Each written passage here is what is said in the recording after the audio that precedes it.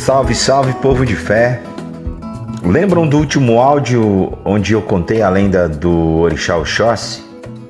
Lá no finzinho eu mencionei sobre os entrecruzamentos energéticos que nas lendas são representadas pelos matrimônios, pelas uniões entre os orixás e também pelos frutos desses encontros.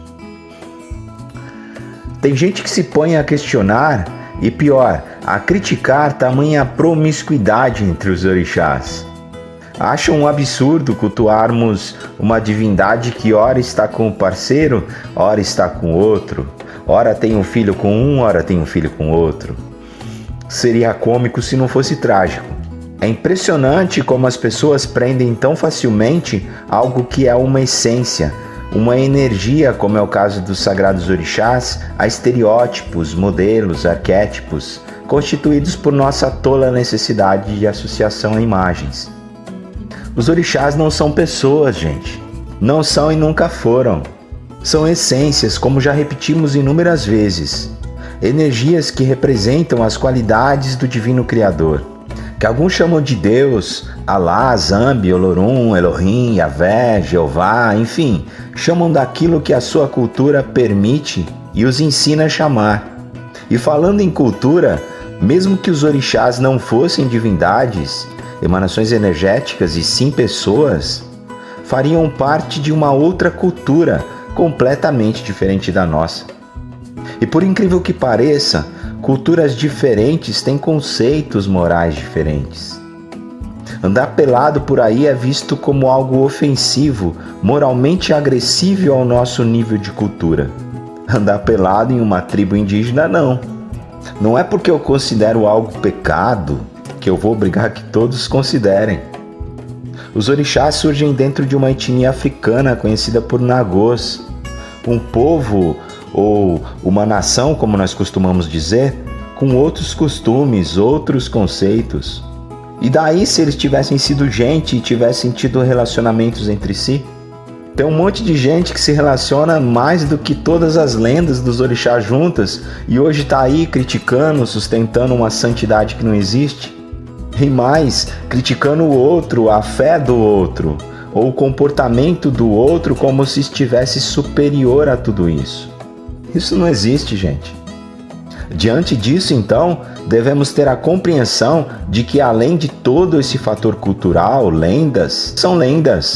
São histórias contadas através da oralidade por gerações e mais gerações.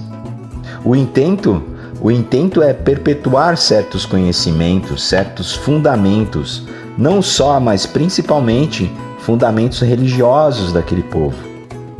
Então, só para constar, não cabe a ninguém ficar julgando a religião alheia pelo excesso de moralidade aguçado na leitura de uma lenda. Lenda cuja leitura, diga-se de passagem, foi muito mal interpretada. É imaturo isso.